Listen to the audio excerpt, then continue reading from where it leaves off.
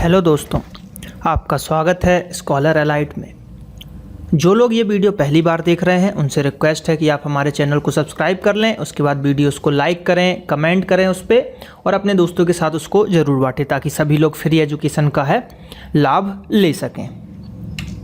आज हम बात करेंगे इतिहास भाग 7 की, जिसके अंतर्गत हम मौर्योत्तर काल के बारे में डिस्कस करेंगे। मगध साम्राज्य या मौर्य काल के बारे में मैं पिछले वीडियो में बता चुका हूं आपको इतिहास भाग 6 के अंतर्गत।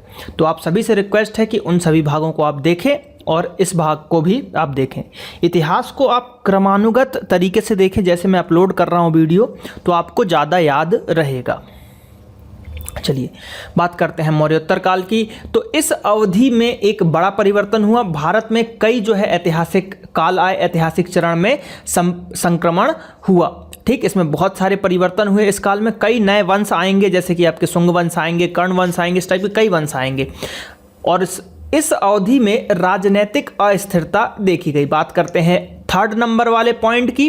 तो ये सबसे आईएमपी है। क्वेश्चन बनता है कि राजनीतिक अस्थिरता किस काल में देखी गई, तो वो देखी गई आपकी मौर्योत्तर काल के अंतर्गत। बात करते हैं मौर्योत्तर काल में कुछ प्रमुख राजवंशों की। जैसे कि शुंग वंश की बात करें तो अंतिम मौर्य सम्राट बृहदत्त की हत्या करके उसके सेनापति, उसका जो सेनापति था पुष्यमित्र शुंग, उसने 185 ईसा पूर्व में शुंग वंश की स्थापना की। देखिए, जो भी ये वंश है इनके इस वीडियो में जो भी ये वंश मैं बताऊंगा आपको, उसके संस्थापक को याद रखना बहुत ही जरूरी है, क्योंकि उस पे ही क्वेश्चन बनते हैं। चलिए बात करते हैं 2nd नंबर पॉइंट की। तो अपने शासन काल में इसने 2 अश्वमेध यज्ञ कराए और पतंजलि जो है उनके पुरोहित थे। तो क्वेश्चन यहाँ पे पूछा जा सकता है, पतंजलि जो थे किस काल में या किस राजा के पुरोहित बने।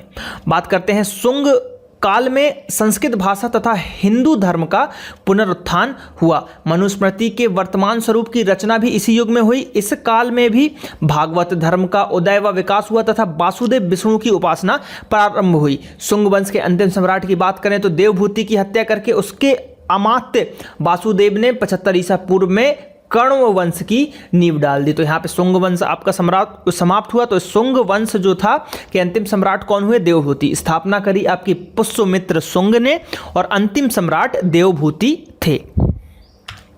बात करते हैं कर्ण वंश की। तो वासुदेव, देखिए जैसे कि आपको कर्ण याद होगा, कर्ण जो महाभारत या उस काल से रिलेटेड है कर्ण, तो यहाँ भी इसको हम कर्ण पढ़ेंगे, कर्ण वंश। तो कर्ण वंश के अंतर्गत उसके वासुदेव यानी श्री कृष्ण। तो वासुदेव पाटलिपुत्र द्वारा जो है राजवंश में कुल 4 राजा हुए, मतलब वासुदेव जो है इनके समझ लीजिए संस्थापक हैं। तो कर्ण वंश के संस्थापक हैं वासुदेव जिसने 9 वर्ष शासन किया। उसके बाद आए भूमिमित्र, फिर आए नारायण और फिर आए सुशर्मा, जिसे सातवाहन वंश के शासक ने पदच्युत कर दिया। यानी कि सुशर्मा जो है इनको सातवाहन जो उसके जो शासक थे उन्होंने इसको जो है पदच्युत कर दिया। तो ये आपको बस कर्ण वंश में ये याद रखना है। इस पे अभी तक मैंने सिर्फ एक ही क्वेश्चन देखा है कि कर्ण वंश के संस्थापक कौन है, तो वासुदेव। सिर्फ एक ही क्वेश्चन अभी तक मेरे नज़र में है। बाकी आने वाले समय में कुछ भी पूछ सकते हैं। तो ये 4 पॉइंट इनके आप याद रखिएगा। बात करते हैं हम आंध्र सातवाहन वंश की। तो इस वंश की स्थापना जो है सिमुक ने की थी। किसने की थी? इस वंश की स्थापना सिमुक ने की थी। सातवाहन वंश के संबंध में विस्तृत जानकारी मत्स्य व वायु पुराणों में मिलती है। तो क्वेश्चन यहां से ये उठता है कि मत्स्य व वायु पुराण में किस वंश की जो है आपको जानकारी मिलती है, तो वो मिलती है आपको सातवाहन वंश की। अगले पॉइंट की बात करते हैं। तो इस वंश के शासकों को दक्षिणाधिपति तथा उनके द्वारा शासित प्रदेशों को दक्षिणापथ कहा जाता था। सातवाहन वंश ने लगभग 3 सदियों तक निरंतर जो है विकास किया है। इतने दीर्घ काल तक भारतीय इतिहास के किसी अन्य राजवंश ने गौरवपूर्ण शासन नहीं किया है। यानी कि सातवाहन ने जो है बहुत ही लंबा समय गुजारा है। गौतमी पुत्र सातकर्णी व इस वंश का सर्वाधिक महान शासक था। इसने शकों को पराजित किया। तो क्वेश्चन यहां से यह बनेगा कि शकों को किसने पराजित किया? तो गौतमी पुत्र सातकर्णी ने। गौतमी पुत्र सातकर्णी के बाद उसका पुत्र वशिष्ठी पुत्र मूल मावी शासक बना। आंध्र प्रदेश पर उसने विजय प्राप्त की तथा प्रथम आंध्र सम्राट की ख्याति अर्जित की। तो यहां पे क्वेश्चन ये उठता है कि प्रथम आंध्र या आंध्र सम्राट की ख्याति किसने प्राप्त करी? तो वो आपके वशिष्ठी पुत्र पुलमावी शासक जो था उसने किया। यज्ञश्री सतकर्णी इस वंश का अंतिम महान शासक बना। तो आंध्र सातवाहन वंश का अंतिम जो है साम्राज्य कौन बना? तो यज्ञश्री सातकर्णी जो है बने। इसके सिक्के आंध्र प्रदेश, महाराष्ट्र, मध्य प्रदेश, गुजरात में पाए गए। इनके सिक्कों पर जहाज के चित्र बने हुए हैं और जो सामुद्रिक व्यापार के लिए प्रति लगाव को प्रदर्शित करते हैं। तो क्वेश्चन यहां से ये उठेगा कि कौन से सिक्के पे जहाज के चित्र बने मिले या किस सिक्के पे जहाज के चित्र मिले। तो ये आपके आंध्र सातवाहन के सिक्कों से जहाज के जो है चित्र बने हुए मिले थे। तो ये आंध्र सातवाहन वंश को हमने यहां पे देखा। बात करते हैं मौर्योत्तर काल में विदेशी कुछ आक्रमण हुए थे। तो आक्रमण की बात करें तो हिंद यवन आक्रमण की बात करते हैं इंडो ग्रीक राज्य के अंतर्गत। तो मौर्योत्तर काल में भारतीय सीमा में सर्वप्रथम प्रवेश करने का श्रेय डेमेट्रियस प्रथम को जाता है। तो क्वेश्चन यहां से यह बनेगा कि मौर्योत्तर काल में भारतीय सीमा में सर्वप्रथम प्रवेश करने का श्रेय किसको जाता है? तो डेमेट्रियस प्रथम को। इसने 183 ईसा पूर्व में पंजाब के कुछ क्षेत्रों को विजित यानी कि जीतकर साकल को अपनी राजधानी बनाया। इसने भारतीय राजा की उपाधि धारण कर और यूनानी यानी कि ग्रीक तथा खरोष्टी लिपियों में सिक्कों का प्रचलन कराया। डेमेट्रियस प्रथम के उपरांत यूक्रेटाइड्रस ने भारत में कुछ क्षेत्रों को विजय कर तक्षशिला को अपनी राजधानी बनाई, जो कि वर्तमान में अभी पाकिस्तान के अंतर्गत आता है। मिनांडर सर्वाधिक प्रसिद्ध यवन शासक हुआ। प्रसिद्ध बौद्ध ग्रंथ मिलिंद पन्हों में बौद्ध भिक्षु नागसेन और यवन शासक मिनांडर का वार्तालाप संकलित है। भारत में सिक्कों पर राजाओं के नाम व तिथियां उत्कीर्ण कराने की परंपरा यवन शासकों को जो है द्वारा प्रारंभ की गई। मोस्ट आईएमपी फैक्ट क्वेश्चन यहां से उठता है कि भारत में सिक्कों पर राजाओं के नाम व तिथियां उत्कीर्ण या छापने की परंपरा किस के द्वारा लाई गई? तो यवन शासकों के द्वारा प्रारंभ की गई। प्रथम यवन शासकों ने ही लेख वाले सिक्के व स्वर्ण सिक्के प्रचलित करवाए। तो यवन शासकों ने ही लेख वाले सिक्के व स्वर्ण सिक्के चलाए। मिनांडर की बात करते हैं तो मिनांडर की कांस्य मुद्राओं पर धर्म चक्र का चिन्ह अंकित था। क्वेश्चन यहां से बनता है कि धर्म चक्र का चिन्ह किसके शासनकाल में या किस सिक्के पे था? तो कांस्य की मुद्राओं पर और मिनांडर की मुद्राओं पर। जबकि यवन शासकों ने क्या करवाए थे? आपके सोने के सिक्के मतलब लेख वाले सिक्के व स्वर्ण सिक्के जो है प्रचलित। ये सिक्कों वाला जो पार्ट है ये आपको याद रखना है, इस पे बहुत क्वेश्चन बनते हैं और ये कंफ्यूजन हो जाता है। तो हिंद यवन शासकों का याद रखिएगा। बात करते हैं हम शक राज्य की। तो यवन शासकों के बाद भारत में शक राज्य आए, जिन्होंने यवन शासकों से भी अधिक भूभाग पर अधिकार किया।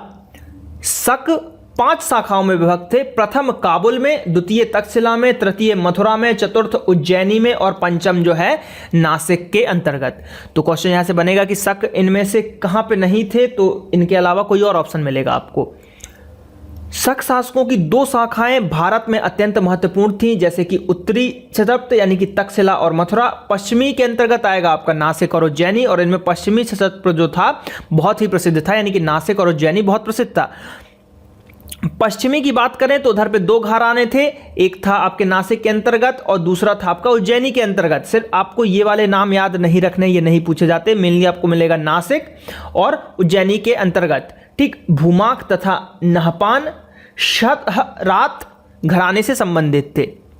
ठीक है, बात करते हैं पश्चिमी क्षत्रप की। तो इसका क्या है, जो प्रसिद्ध शासक था वो नहपान था। ये एक प्रसिद्ध शासक था। भारत में शक वंश का सबसे प्रसिद्ध शासक जो है रुद्रदामन हुआ। ये आपको याद रखना है कि शक वंश का सबसे प्रसिद्ध शासक कौन था? रुद्रदामन हुआ। यह न केवल अपने सैन्य अभियानों जबकि विशेषकर सातवाहनों के विरुद्ध के लिए प्रसिद्ध था, बल्कि अपने सामाजिक कार्यों के लिए, जैसे कि मौर्यकालीन सुदर्शन झील की मरम्मत। तो क्वेश्चन यहां पे पूछा जाता है कि सुदर्शन झील की मरम्मत किसने करवाई? तो रुद्रदामन ने करवाई थी। इसके लिए इस शक राज्य से एक यही क्वेश्चन सबसे आईएमपी है कि सुदर्शन झील की मरम्मत किसने कराई थी? तो रुद्रदामन ने कराई थी। Most IMP. 390 ईसा पूर्व में चंद्रगुप्त द्वितीय से मिली पराजय से इस वंश का अंत हो गया, यानी कि शक राज्य का अंत कब हुआ? 390 ईसा पूर्व में चंद्रगुप्त द्वितीय के द्वारा जो है इनका वंश का अंत कर दिया गया। बात करते हैं पल्लव वंश की, जिसको हम पार्थियन राज्य भी बोलते हैं। तो इसके अंतर्गत बात करते हैं तो पश्चिमोत्तर भारत में शकों के आधिपत्य के पश्चात पल्लव लोगों का आधिपत्य स्थापित हुआ। जो पार्थियाई लोग थे उनका मूल निवास जो है ईरान था। भारत साहित्य में इन्हें पल्लव कहा गया। पल्लव वंश का सर्वाधिक प्रसिद्ध शासक जो था गोंदोफर्निस था 20 से 41 ईसा पूर्व के आसपास। इसके शासन काल में सेंट टॉमस ईसाई धर्म का प्रचार करने के लिए भारत में आए। पल्लव शासकों के सिक्के पर धार्मीय या धार्मिक उपाधि अंकित है। उन्होंने बौद्ध धर्म को अंगीकार कर लिया था। तो क्वेश्चन यहां से ये बनेगा, सिक्के वाले जो भी पॉइंट आए उनको आप जरूर नोट कर लीजिए, मोस्ट आईएमपी है पूरे सिक्के वाले। पल्लव शासकों के सिक्कों पर क्या अंकित था, तो धार्मिक उपाधि वगैरह अंकित थी, ये एक क्वेश्चन बनेगा। कुषाण राज्य की बात करते हैं तो पल्लवों के पश्चात कुषाणों का भारत में आगमन हुआ। कुषाणी पश्चिमी चीन के गोबी प्रदेश, गोबी यानी कि वहां का डेजर्ट है एशिया का, गोबी प्रदेश में रहने वाले यूची जाति के से संबंधित थे। कुषाण का प्रथम प्रमुख शासक कुजुल कैडफिसस था। इसके प्रारंभिक सिक्कों के मुख्य भाग पर यूनानी राजा हर्मियस की आकृति तथा पृष्ठ भाग पर उनकी अपनी आकृति अंकित थी। तो क्वेश्चन यहां से यह बनता है कि जो कुषाणों के या फिर जो कुजुल कैडफिसस या कटफिसस जो था उसके द्वारा सिक्के जो चलाए गए थे उस पर किसके छाप मिले, तो यूनानी राजा हर्मियस तथा उनकी खुद की आकृति वगैरह भी मिली। कैडफिसस प्रथम के बाद उसका जो पुत्र आया बिम कैडफिसस शासक बना, बिम कैडफिसस। उसके शासनकाल में भारत रोम व्यापार चरमोत्सव, मतलब भारत का रोम से व्यापार बहुत ही ऊंची सीमा में पहुंच चुका था और भारत में सर्वप्रथम सोने के सिक्के भी कैडफिसस ने ही चलाए। तो ये मोस्ट आईएमपी फैक्ट कि भारत में सबसे पहले सोने के सिक्के किसने चलवाए, तो कैडफिसस ने जो है भारत में सबसे पहले सोने के सिक्के चलाए, या फिर सीधे आएगा कुषाण वंश के द्वारा सोने के सिक्के सर्वप्रथम भारत में चलाए गए। चलिए बात करते हैं कैडफिसस की मृत्यु। तो इसकी मृत्यु जो है कनिष्क कुषाण साम्राज्य का शासक बना, कि मृत्यु के बाद कनिष्क जो है कुषाण का शासक बना और इसने अपने शासनकाल में गांधार, कश्मीर, सिंध एवं पंजाब पर अधिपत्य स्थापित कर लिया। 78 ईसा पूर्व में शक संवत 78 ईसा पूर्व में शक संवत प्रचलित किया। ये मोस्ट आईएमपी फैक्ट है। 78 ईसा पूर्व में जो है कुषाण साम्राज्य के अंतर्गत शक संवत चालू हुआ। तो क्वेश्चन बनता है शक संवत कब चालू हुआ, तो 78 ईसा ईस्वी में। यह भारत का राष्ट्रीय संवत माना जाता है। कनिष्क ने बौद्ध धर्म को संरक्षण प्रदान किया। तो यह भी इंपॉर्टेंट है कि कनिष्क ने किस धर्म को जो है संरक्षण प्रदान किया, तो वो किया आपके बौद्ध धर्म को। चलिए तो यहां पे हमने मौर्योत्तर काल का ये वीडियो देखा। अब आपका काम है हमारे चैनल को सब्सक्राइब कीजिए। हमारा फेसबुक पेज है www.facebook.com/scholarlight, इसको भी आप लाइक कीजिए।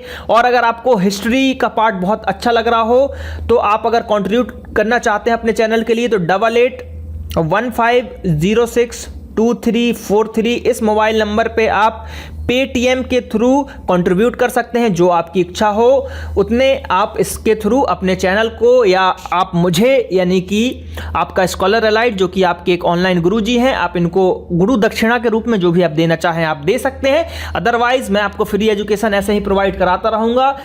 ठीक है, तो चलिए आप वीडियोस को लाइक कीजिए, देखिए और फ्री एजुकेशन का लाभ उठाइए और ज़्यादा से ज़्यादा अपने इस चैनल को सब्सक्राइब करिए। चलिए मिलते हैं अगले पार्ट में। धन्यवाद।